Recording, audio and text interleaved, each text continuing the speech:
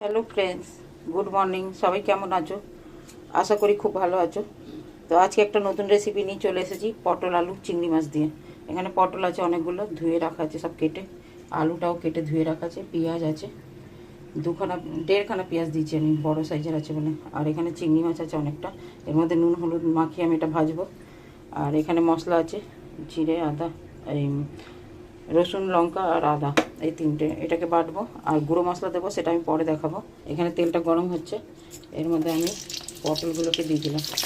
আমি এরকম half half করেই দিই, এরকমভাবে ভালো লাগে আমাদের।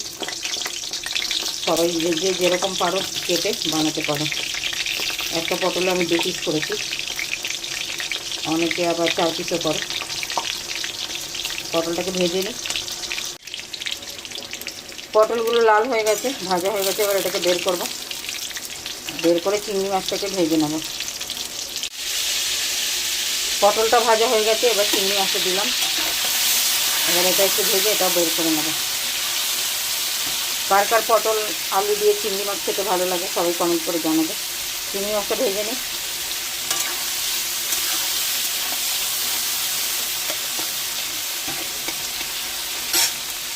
এটা বের করে নেবো, তারপর পেঁয়াজ দেবো।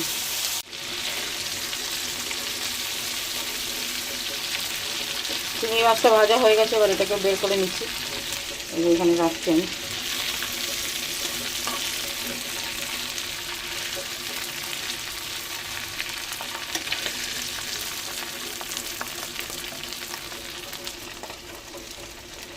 এবার পেঁয়াজটা দিয়ে দেবো।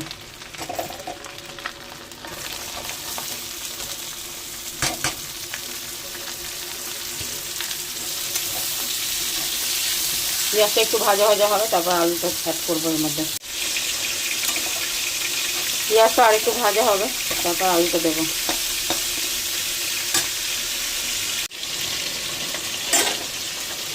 পেঁয়াজটা ভাজা হয়ে গেছে, এবার আলুটা দিয়ে দিলাম। এবার আলুটাকে একটু ভালো করে লাল করবো, তারপর মশলা দেবো।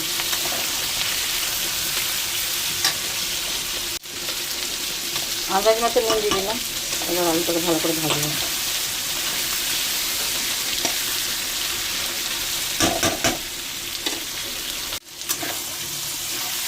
আলুটা ভাজা হয়ে গেছে, এবার মশলাটা দেবো।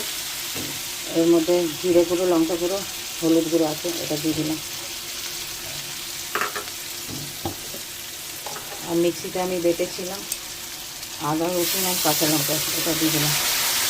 এবার এগুলো ধুয়ে একটু জল দিয়ে এটাকে ভালো করে কষাবো।